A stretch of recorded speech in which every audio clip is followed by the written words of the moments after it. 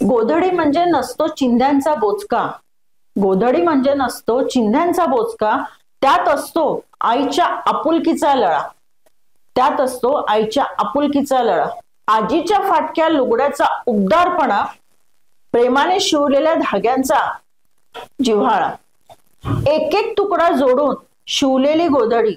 एक एक तुकडा जोडून शिवलेली गोधडी. शिवणाऱ्याला किती त्या सुया टोचतात. शिवणाऱ्याला किती त्या सुया टोचतात. रंगबिरंगी गोधडी तयार करण्यासाठी किती तिला उठबस करायला लावतात. आठवणी असतात त्या कपड्यांमध्ये. आठवणी किती असतात त्या कपड्यांमध्ये. प्रत्येक कपड्याची तराच न्यारी असते. प्रत्येक कपड्याची तराच न्यारी असते. आईने आजीने प्रेमाने शिवलेली गोधडी. आईने आजीने प्रेमाने शिवलेली गोधडी आयुष्यभर प्रेमाने जोपासून ठेवायची असते. गोधडीचा इतिहास हा जुन्या कपड्यांचा पुनर्वापर करून काटकसर करण्याचा पारंपरिक गरजेतून सुरू झालाय. यातूनच कपड्याच्या अनेक थरांना एकत्र शिवून उबदार आणि मजबूत कापडी अंथरून तयार केले जाते, जे पूर्वापार भारतीय घरांमध्ये मायेची आणि सुरक्षिततेची भावना देत आले आहे. सध्या विलुप्त होत चाललेल्या ही कला सध्याच्या पिढीला यामागचा इतिहास माहीतच नाहीये. जर गोधडी आपल्याला जर बनवून घ्यायची असेल किंवा जर खरी गोधडीची ऊब आपल्याला हवी असेल तर त्यामागे आपल्या नागपूरच्या अशा एक महिला आहेत ज्या त्या गोधडी बनवण्याचं काम करतायत आणि फार चांगल्या पद्धतीने आणि सुंदर पद्धतीने ती गोधडी बनवतायत. आपल्यासोबत आहे सरिता जुवारे मॅडम, जे हे गेल्या 5 वर्षापासून हा गोधडीचा व्यवसाय करतायत आणि व्यवसाय करण्यामागचं कारण म्हणजे त्यांना अत्यंत एक जवळचं असं हे त्यांना वाटतं आणि सोबतच त्याला एक व्यावसायिक रूप सुद्धा त्याने दिलेलं आहे. तर आपल्या नागपूर सभेच्या स्टुडिओमध्ये आपण त्यांना खास करून आमंत्रित केलेलं आहे आणि यामागचा उद्देश आहे की आपल्या सध्याच्या जे पिढीला आहे गोधडीचं काहीच माहिती नाही आहे, हा विषय त्यांना समजून घ्यावा आणि यामागे काय इतिहास आहे, त्यांचं कसं स्ट्रगल राहिलेलं आहे आणि कसं त्यांनी ह्या कोविडमध्ये ज्यांच्या हातात काही काम नव्हतं, कोविडचे 2 वर्ष बरेच आपल्या याच्या अडचणीत गेलेले आहेत, सर्वांसाठीच गेले आहेत, तर त्यांनी कशा पद्धतीने ह्या 2 वर्षामध्ये गोधडीला स्वरूप दिलं वेगळ्या पद्धतीनं आणि कशी त्यांना ऑर्डर्स मिळतात, ह्या सगळं आपण ह्या आजच्या खास मुलाखतीमध्ये जाणून घेऊया. तर चला सुरुवातीला सर्वप्रथम मॅडम आपलं खूप खूप स्वागत. आपण नागपूर सभेला आलेला आहात आणि आजचा आपला जो विषय खूपच इंटरेस्टिंग आणि आवडीचा विषय आहे गोधडी. नक्की सुरुवातीला जसं मी म्हटलेलं आहे की ही पूर्वीपासून चालत आलेला हा गोधडीचा एक पद्धत आहे आणि छोट्या छोट्या तुकड्यांना आपण जोडून ही गोधडी आपण हाताने शिवतो. बरं, कसं आहे, गोधडी म्हणायला फार इझी वाटतं आपल्याला, पण त्यामागे किती मेहनत असते हे खरं तर आज आपल्या माध्यमातून जाणून घ्यायचं आहे. तर सर्वप्रथम आपलं याविषयी स्ट्रगल सांगा की कसं हे स्ट्रगल तुमचं सुरू झालं आणि नक्कीच आपल्या आजच्या पिढीला गोधडीचं काय महत्व आहे हे सुद्धा आपल्याला आज पटवून द्यायचं आहे. मला आधीपासूनच शिवणकामाची भरपूर आवड होती. असं माझा टेलरिंगचा पण व्यवसाय आहेच माझा. सोबत काहीतरी एक असं वाटलं की काहीतरी एखादी युनिक वस्तू असावी आणि जी परंपरागत चालत असलेली असल्यामुळे काय असतं की ते डोक्यामध्ये आलं की काहीतरी आणि शिवणकामाची आवड आणि हाताने शिवण्याची आवड, त्याच्यामुळे काय झालं तो म्हणजे आधी घरचेच कपडे घेऊन मी आधी ती गोधडी शिवून घेतली आणि त्याच्यानंतर मग पहिले सुरुवातीला शिवताना मी एक नॉर्मल साईज मी बनवला होता. तो 4x6 असा होता. पण विचार हा केला की जर समजा तिला कोणी पांघरायचं म्हटलं किंवा अंथरूण म्हणून जरी ते वापर करायचा म्हटलं तर ती छोटी पडते. मग त्याच्यामध्ये तो साईज मी 5x7चा तो एक स्टँडर्ड साईज बनवला आणि पूर्ण हाताने शिवली. म्हणजे सुरुवातीला अगदी मी गोधडी जेव्हा शिवली तेव्हा ते 1 आठवडा लागला होता एक गोधडी शिवायला. पण त्याच्यामध्ये त्या सुया किती टोचतात आपल्याला, त्याच्यामध्ये किती मेहनत करावी लागते, ती गोष्ट इतकी आवश्यक होती आणि ती आपली जी कला आहे ती आपली कला दुसऱ्यांपर्यंत आपल्याला पोहोचवायला किती मेहनत घ्यावी लागणार आहे याच्यासाठी मला खूप प्रयत्न करावा लागला. कोविड मधला आपण प्रश्न काढलाय की कोविडमध्ये कसं काय तुम्हाला असं वाटलं की कोविडमध्ये आपल्याला हे चालू करायला पाहिजे, रिकामा वेळ होता म्हणून केलं की आपल्या पूर्वीचे ऑर्डर्स वगैरे काही असे होते? हे ऑर्डर्स तसे काय होते की मी अगदी सुरुवातीला घरून काम सुरुवात केलेली होती आणि त्याच्यानंतर काय झालं की मग एरियामधल्या लोकांना थोडं माहिती झालं की नाही गोधडी शिवते आहेत बा, तर काही लोक तिथे बघायसाठी आलेत. 2-4 पीस तयार केल्यानंतर लोकांनी बघितले, लोकांना त्याच्यावरून मग कळलं की काय असतं. मग कोणी म्हणालं की आमच्या घरचे कपडे आम्ही आणून देतो, तर त्याच्यानुसार तुम्ही ते बनवून द्या. तसंच करता करता मग थोडी एक आयडिया आली की आपण FB वर टाकून बघावं. FB वर टाकल्यानंतर जो मला तिथे ऑनलाईन रिस्पॉन्स जो मिळाला मला तिथे कायमच आहे. आणि त्याच्यामुळे काय झालं की एक मी जसं जसं ते पिक्चर्स तिथे डाउनलोड करत गेले किंवा जसं जसं लोकांना माहिती होत गेलं तसं तसं ते लोकांचे ऑनलाईन ऑर्डर सुरू झाले त्याच्यामधनं. आणि लोकल कस्टमर्स जे होते एरियामधले म्हणा किंवा अजून बाकीचे others, mouth to mouth publicity त्याची इतकी झालेली आहे की आज मला असं वाटतं की मला जास्त त्याची पब्लिसिटी करायची गरज नाही आहे. म्हणजे लोक आज एक व्यक्ती घेतो तो 4 जणांना सांगतो, त्या 4 जणांमधून 2 जण नक्की येतात, असं ते होत आहे. त्याच्यामुळे ऑनलाईन पण असतं माझं चालू आणि ऑफलाईन पण चालू आहे. आज देवाच्या कृपेने सगळं काही व्यवस्थित ते काम चाललेलं आहे. शेवटी कस्टमरचीच जी रिक्वायरमेंट आहे ती त्यांची मी फुलफिल करून देण्यात मी आज समर्थ आहे. आणि तुम्ही ऑर्डरचा हे विषय काढला, माउथ टू माउथ पब्लिसिटी झाली आणि सर्वात मोठा रोल तुमचा हा सोशल मीडिया प्लॅटफॉर्म वरून झाला, म्हणजे FB वर टाकणं वगैरे. कसा रिस्पॉन्स तुम्हाला मिळत गेला आणि कसे मिनिमम आणि मॅक्झिमम ऑर्डर्स तुम्हाला मिळाले, कशा पद्धतीने तुम्ही त्या सगळ्या गोष्टींना हँडल केलं? ऑनलाईन ऑर्डर जेव्हा मी ऑनलाईन त्याला सगळं टाकण्याचा प्रयत्न केला, सुरुवातीला अगदी 2-4 टाकले, पण लोकांना जसं जसं लोकांचं ते डिमांड वाढत गेली तसं तसं मला पण त्यांना तेवढे पिक्चर्स आणि बाकीचं त्यांना ती सेवा मला त्यांना प्रोव्हाइड करता यावी याच्यासाठी माझा बराच प्रयत्न होता. आणि कसं जेवढा माल तयार असेल तेवढे फोटोज तिथे टाकण्यात आणि त्याच्यातून जर आणि त्याच्यानंतरही जर कस्टमरला समजत आहे की बा आम्हाला दुसऱ्या पद्धतीची शिवून बघायची आहे किंवा दुसऱ्या पद्धतीची आम्हाला पाहिजे, तर त्याच्यानुसार मग त्या रिक्वायरमेंट सुद्धा मी त्यांच्या पूर्ण करण्याचा प्रयत्न केल्या पण त्या फक्त एवढंच आहे की त्यांची रिक्वायरमेंट जर दुसऱ्या कुठल्या पद्धतीची असेल तर त्याला पूर्ण करायला थोडा अवधी लागायचा. बरोबर. म्हणजे तो त्यांची समजा रिक्वायरमेंट आता माझ्या अगदी म्हणजे तुकडे जोडून पण करते, पूर्ण सिंगल कव्हर मध्ये पण असतात आणि बाकीच्या डार्क कलर, लाईट कलर, 10 लोकांची पसंती 10 लोकांच्या प्रकारे असते. त्याच्यामुळे काय होतं की तो मला पण प्रश्न हवा पडतो की आपण बनवायचं तर कुठल्या चांगल्या पद्धतीने बनवायचं. कारण माझं जे पूर्ण मेहनत आहे किंवा बाकीचं माझं जे सगळे गुड थिंग्स आहेत ते मी त्याच्यामध्ये टाकते आहे. लोक पसंत करतात, आजही पसंत करत आहे. त्याच्यामुळे आजपर्यंत मला तरी असं वाटत नाही की त्याच्यामध्ये मला काही प्रॉब्लेमॅटिक गेलं. आणि बाहेरगावी पाठवायचं असेल तर ते कुरिअर सेवेने मी पाठवतेच आणि लोकल कस्टमर आहे तर मी त्यांना होम डिलिव्हरी देते किंवा ते मग माझ्यापर्यंत पोहोचून देतात. तर त्या पद्धतीने मग ती एक सेवा लोकांना प्रोव्हाइड करते व्यवस्थित.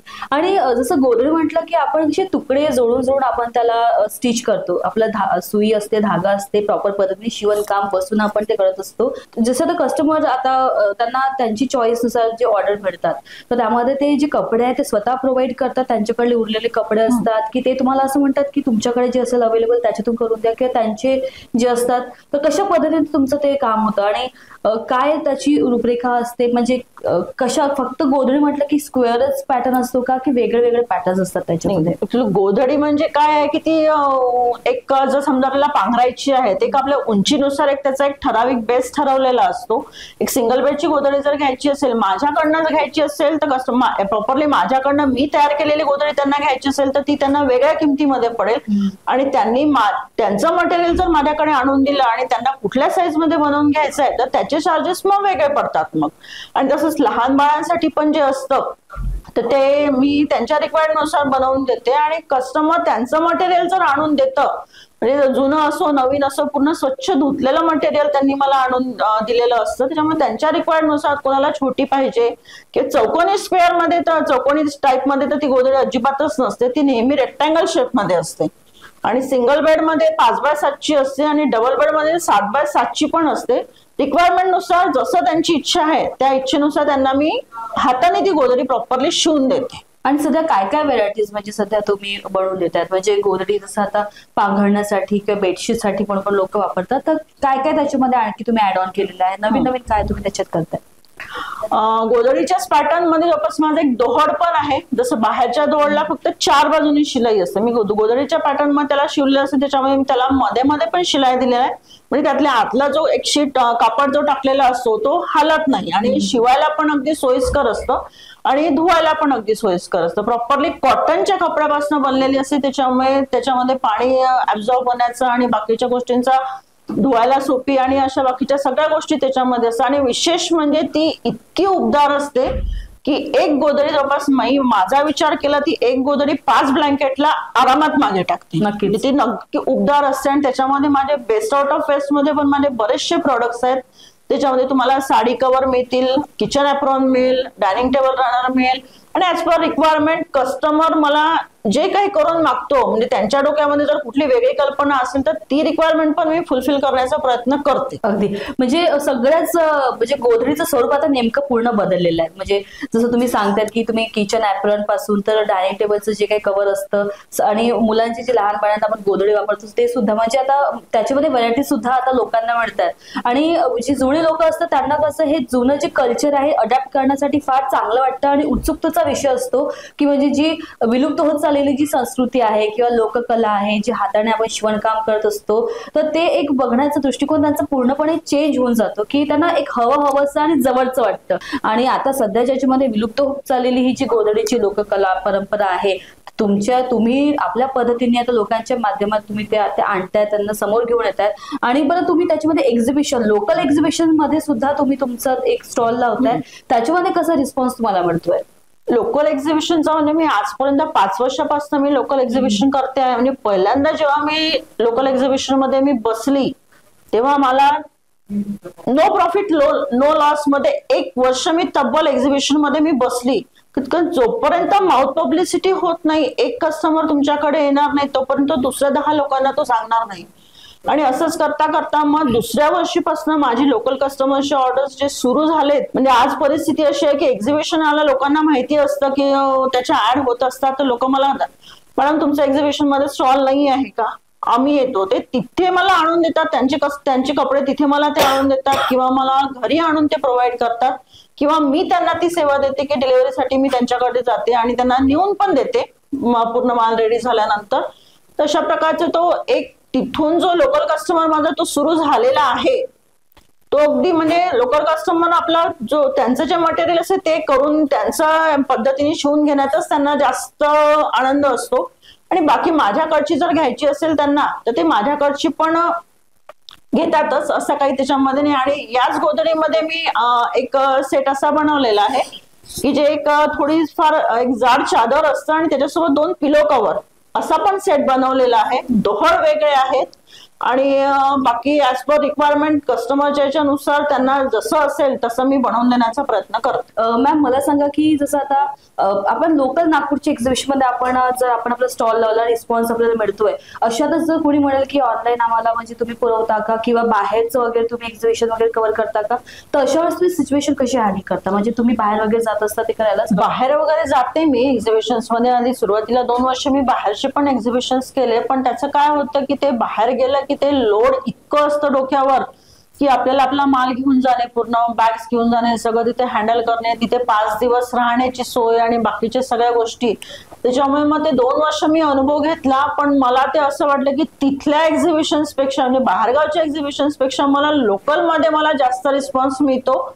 आणि पर्टिक्युलरली पैशाचा विचार केला तर तो पैसा पण माझा वाचतो. नक्कीच एक ते पण होतं त्याच्यामध्ये एवढं असं काही नाही. पण लोकल एक्झिबिशन मधनं आणि माझं घरूनच सगळं काम आहे त्याच्यामुळे आणि माझं टेलरिंगचं पण काम घरूनच आहे गोधडीचं पण काम घरूनच आहे त्याच्यामुळे लोकांना कसं होतं की ते कस्टमरला सगळं एका जागी त्यांना मिळून जातं त्याच्यामुळे कस्टमर फुलफिल होतात. नक्कीच. मला सांगा की जसं आता तुम्ही एवढ्या मोठे ऑर्डर्स घेतायत आणि ऑर्डरचा प्रेशर कधी तुमच्यावर येतं का किंवा तुम्हाला अशा वेळेस कोणाची गरज वगैरे लागते का? कसं करता तुम्ही मग? ऑर्डरचं प्रेशर तर आतापर्यंत माझ्यावर 5 वर्षापासून आतापर्यंत कधी आलं नाही. आणि इनकेस जर कोणत्या कस्टमरला जर त्या म्हणजे माझ्याकडे ज्या गोधड्या रेडी आहेत त्याच्यामधनं कस्टमरला जर पाहिजे असेल तर कस्टमर ते सिलेक्ट करून पेमेंट करून मी त्यांना ते कुरिअर करून देते. मिनिमम एक 8-10 दिवसाचा वेळ लागतो त्यांच्यापर्यंत गोधडी पोहोचवायला. पण कोणाला जर नाहीच आवडलं त्याच्यातलं त्यांनी मला जर म्हटलं की मला दुसरं पाहिजे तर माझ्याकडे मटेरियल पण रेडी असतं ते मटेरियलचे फोटो त्यांना पाठवून देते आणि त्याच्यातून ते मग सिलेक्ट करतात. मग त्याच्यासाठी मग ती गोधडी मला त्यांना बनवून मग त्यांच्यापर्यंत पोहोचेपर्यंत 15 ते 20 दिवस लागतात. कारण मला ती गोधडी बनवणे आहे आणि नंतर त्यांना ती कुरिअर करणे आहे. त्याच्यामध्ये तेवढा मिनिमम 15 दिवसाचा अवधी तेवढा जातो. आणि समोरचा कस्टमर जेव्हा थांबायला तयार असतो तर मला त्याच्यामध्ये काहीच अडचण नाही. म्हणजे तो कस्टमर थांबतोच, म्हणजे त्याला रिक्वायरमेंट असेल तो थांबतो. नक्कीच. याच्यामध्ये जसं आता प्रोफेशनचा जर विचार केला आपण, त्याच्यामध्ये प्रोफेशन होऊ शकतं का? म्हणजे जर कुठल्या महिलांना जर वाटतं की नाही एक आपल्याला याच्यामध्ये पण म्हणजे कुठे बाहेर जाण्याची गरज नाही आणि घरीच आपण आहे आणि घरचं पण आपण लक्षात, आपण घरची कामं करून सुद्धा आपण गोधडी करतोय आणि त्याच्यात आपला रिस्पॉन्स चांगला वाटतोय, त्याच्यात प्रोफेशन होऊ शकतं याच्यामध्ये? गोधडी प्रोफेशन नक्कीच होऊ शकतं. आज मी केलेलं आहे. मला तर असं वाटतं की माझ्यासोबत अजून 10 बायकांनी जॉईन होऊन त्या स्वतःचं प्रोफेशन नक्कीच करू शकतात. पण याच्यामध्ये सगळ्यात मोठा प्रॉब्लेम हा आहे की त्या व्यक्तीला सुई धाग्याची मनापासून आवड असली पाहिजे. ज्याला सुई धाग्याची आवड आहे तो हे काम नक्कीच करू शकतो. इव्हन म्हणजे एखाद्या जेंट्सला जरी त्या सुई धाग्याची आवड असेल ना, तर मी हे म्हणेल की एका बाईपेक्षा तो पुरुष चांगल्या पद्धतीने ते काम करू शकतो. फक्त ती आवड आपल्यामध्ये असायला पाहिजे आणि आपली कला आपण जोपासायला हवी, तरच ही संस्कृती समोर जाऊ शकते. नक्कीच. संस्कृती जर जपायची असेल तर नक्कीच गोधडी सारखा हा जो माध्यम आहे खूप चांगला आहे. कारण आता लोक पावत चाललेली आहे, अशा संस्कृती आहे विलुप्त होत चाललेल्या आहेत आणि नवीन नवीन कल्चर आपण अडॅप्ट करतो आहे. तर अशा जर संस्कृतीला जपायचं असेल तर नक्कीच गोधडी सारख्या अशा अनेक अशा भरपूर काही गोष्टी आहेत करण्यासाठी. बरं, याच्यामध्ये असं असतं की पेशन्स फार महत्वाचा रोल प्ले करतो याच्यामध्ये. म्हणजे घर काम करा, सांभाळा सगळं आणि त्याच्यानंतर तुम्ही मग बसून ते ऑर्डर्स तुम्ही कम्प्लीट करताय. किती तुमचं म्हणजे मानसिक तणाव तुम्हाला काय होतो का याच्यात, किंवा कशा पद्धतीने तुम्ही सगळं हँडल करता, ओव्हरऑल कसं असतं सगळं सिच्युएशन याच्यामध्ये, आणि घरच्या लोकांचा काय सपोर्ट तुम्हाला याच्यात मिळतो? घरच्या लोकांचा सपोर्ट असा आहे तर एक तर माझा कसा आहे, वैयक्तिक बिझनेस आहे माझा, त्याच्यामुळे काय होतं की घरच्या लोकांचा सपोर्ट हा असतो, त्याच्याबद्दल तर काही वादच नाही आहे. पण कसं आहे की आपण आपलं काम स्टार्ट केलंय तर कसं आपल्याला पूर्ण 100% त्याच्यामध्ये देणे आहे. म्हणजे मी माझे 100% त्याच्यामध्ये देईल, तर तेव्हाच कुठे मला त्यांचा सपोर्ट येईल. आणि पेशन्स वरून मी एक उदाहरण तुम्हाला असं सांगते की माझं काम सुरू केल्यानंतर माझं झाला होता ऍक्सिडेंट. मी तब्बल 6 महिने मी बेडवर होते आणि जे ऑर्डर्स मला आलेले होते ते मी फुलफिल करण्यामध्ये असमर्थ होती. म्हणजे काय होतं की ऑर्डर्स तर लोकांनी देऊन दिलेले, लोकांचे पेमेंट आलेले, पण जेव्हा लोकांना सांगितलं, कस्टमर्सला जेव्हा सांगितलं की माझा असा प्रॉब्लेम आहे, कस्टमरनी 6 महिने वेट केलेली आहे, त्या कस्टमरची तर मी अगदी मनपूर्वक आभार मानेल. आणि आजपर्यंत मला असा एकही कस्टमर मला असा मिळाला नाही की ज्याच्याकडनं मला काही त्रास झालेला आहे किंवा त्यांनी ऑर्डरसाठी वेटिंग केली नाही किंवा अजून काही प्रॉब्लेम. असं आज 5 वर्षापर्यंत माझा कस्टमर बेस खरंच खूप चांगला आहे. मग तो लोकल असू दे की ऑनलाईन असू दे, मला कधीच कस्टमरकडनं प्रॉब्लेम पडलेला नाहीये. नक्कीच. आणि कस्टमरच्याच आपण म्हणजे त्यांच्या एनकरेज केल्यानंतर आपण सगळं करतोय. आपण सुरुवात तर केली, पण आपण त्या संस्कृतीला आपण पुढे नेत गेलो आणि त्याच्यामध्ये कस्टमर लोकांचा खूप मोठा रोल प्ले आपण ते करत असतात. आणि त्यांच्या इंटरेस्टचा जर विषय असला आणि ते थांबायला नक्कीच तयार असले तर समोरची व्यक्ती पण त्याला एक जिद्दीने पूर्ण करण्याची ताकद ठेवत असते आणि ती जिद्दीची ताकद तुमच्यामध्ये आहे मॅम. आणि तुम्ही खूप चांगल्या पद्धतीनं ही संस्कृती जपत चाललेला आहात आणि एक इन्स्पिरेशन तुम्ही महिलांसाठी पुढे करतायत की महिलांना कधी कधी प्रश्न पडतो की आम्हाला करायला काय हवं. आणि खूप अशा महिला देखील असतात आपल्या सोसायटीमध्ये की हायली एज्युकेटेड असतात, पण कुठल्या कारणास्तव ते घरी असतात, पण हा एक चांगला स्कोप त्यांच्यासाठी आहे. आणि हे गोधडी म्हटलं की याला असं नाही की म्हणजे तुम्हाला माहिती नाही आहे की कसं करायचं, पण जर तुम्हाला चांगल्या पद्धतीने करायचं असेल, काय तुम्हाला टेक्निक माहिती करून घ्यायची असेल तर नक्कीच आपल्या सरिता मॅम त्याच्यामध्ये तुम्हाला नक्कीच हेल्प करतील. मॅम, तुम्ही नागपूर समयमध्ये आलात आणि आपला एक वेळ तुम्ही नागपूर समयला दिलात आणि इतकं महत्वाचं तुम्ही सांगितलेलं आहे. फारच चांगला विषय आहे हा आणि महिलांसाठी म्हणजे प्रेरणादायी हा विषय आहे. आणि काय शेवटी तुम्ही मेसेज द्याल त्या महिलांना ज्यांना वाटत असेल की ही संस्कृती जोपासली गेली पाहिजे आणि याच्यात एक प्रोफेशन होऊ शकतं? मी शेवटी हा एकच मेसेज देईल की सगळ्यात पहिले तर मी तेच सांगेल की ज्याला सुई धाग्याची आवड आहे, ज्याला कलेची आवड आहे, ज्याला खरंच असं वाटतं की आपण म्हणजे टिपिकल त्याच अनेक एक कपड्यांचं दुकान टाकलं आहे त्याच्यात तुम्ही करून राहिले, ठीक आहे, रेडीमेड कपडे तुम्ही सेल करताय त्याच्यामध्ये काही प्रॉब्लेम नाही, तो पण एक चांगलाच बिझनेस आहे. पण तुमच्यामध्ये जर कला आहे तर त्या कलेला विकून तुम्ही जर त्याच्यामध्ये एक नाव कमवू शकता तर नक्कीच ती कला तुम्ही जोपासा आणि त्याच्यामध्ये ती कला लोकांपर्यंत पोहोचवण्याचा म्हणजे आटोकाट प्रयत्न करा की जेणेकरून आज काही लोकांना कदाचित माझं नाव माहिती नसेल, पण माझं काम लोकांना माहिती आहे, माझ्या कामावरनं लोक आज मला ओळखतात. त्याच्यामुळे मला असा काहीच प्रॉब्लेम, लोकल कस्टमर मध्ये, लोकल एक्झिबिशन मध्ये सुद्धा माझा तोच आहे की कोणी विचारतं की गोधडीचा स्टॉल नाहीये, कारण आजपर्यंत 5 वर्षापासून मी लोकल एक्झिबिशन करते आहे. मला माझ्या गोधडीच्या स्टॉल व्यतिरिक्त मला अख्ख्या त्या एक्झिबिशन मध्ये कुठलाच स्टॉल दिसत नाही. आज परिस्थिती ही आहे की कुठे एक्झिबिशन मध्ये जा, तुम्हाला गोधडीचा स्टॉल दिसणार नाही. तो एक स्टॉल फक्त एक तो माझा एकटीचा स्टॉल असतो. त्याच्यामुळे कस्टमर बेस, जो लोकल कस्टमर बेस आहे, त्या लोकल कस्टमर पासून तर मी अगदी त्यांचे मनापासून आभार मानते की त्यांनी मला आज या पोझिशनला आणून ठेवलेलं आहे की लोक स्वतःहून विचारतात आणि स्वतःहून मला त्या गोधडीसाठी त्यांनी मला एनकरेज केलेलं आहे.